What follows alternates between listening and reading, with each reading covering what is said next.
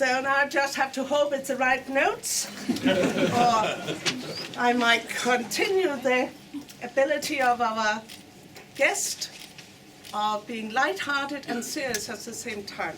It is the right note. On behalf of all of us, I'm very happy to welcome this painting of Dorothy Garrod into our midst. You will see the painting in a minute. Had we been able to ask her if she wanted to be painted and hung in the McDonald Institute, I believe she would have been reluctant. But also that she, after reflecting on it, would have agreed. I think she would have done so for two reasons. One is that she loved archaeology and was willing to do much to support it, including participating in its institutional structures, although it was something she did not particularly like to do.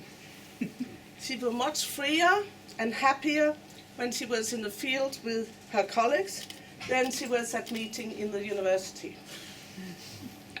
The other reason was that she would appreciate the importance of female ancestors. She was here at a time when her college, Newnham College, provided an enormously supportive home for female academics. But outside that, in the larger university, it was tough. It was cold, and not all were particularly welcoming or supportive of a female in equal position to themselves. Let me remind you, she was here a long time before the concept of this glass ceiling had even been thought out. It was hard. But because of her sense of duties and commitment, she would, I believe, have agreed for us that ancestors are helpful.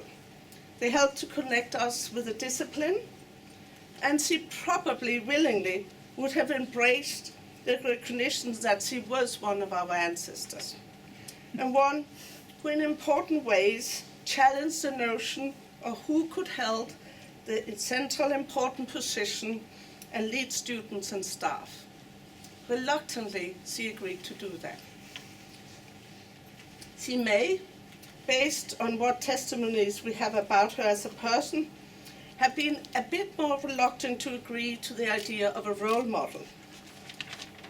But she probably would have let us think about her like that. Let her be both an ancestor and role model, if that is what we need.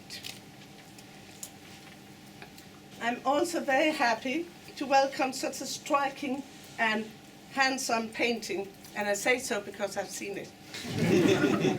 I find that the artist, Sara Lavelle, Sara Lavelle, sorry about that, Sara Lavelle, she's done an extraordinary perceptive job. Based on photographies and without access to the real person, she's done much more than rendering the image of Dorothy Garrod in paint.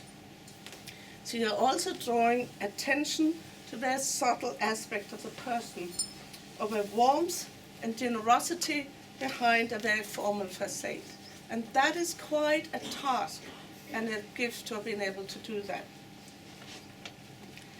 When we select an ancestors or role models, there is a risk of appropriating the person for our own needs. I believe this painting helps us to stay true to an account of Dorothy Garrod about who she was, while celebrating at the same time what she did for archaeology and her bravery in accepting the position as the first female professor in campus. So I shall now unveil this painting, and I will ask you, in your applaud afterwards, to thank Dorothy Garrod, and to thank you, and to thank the McDonald Management Committee, who all have played a role in giving us this reminder of our past and an inspiration for our future.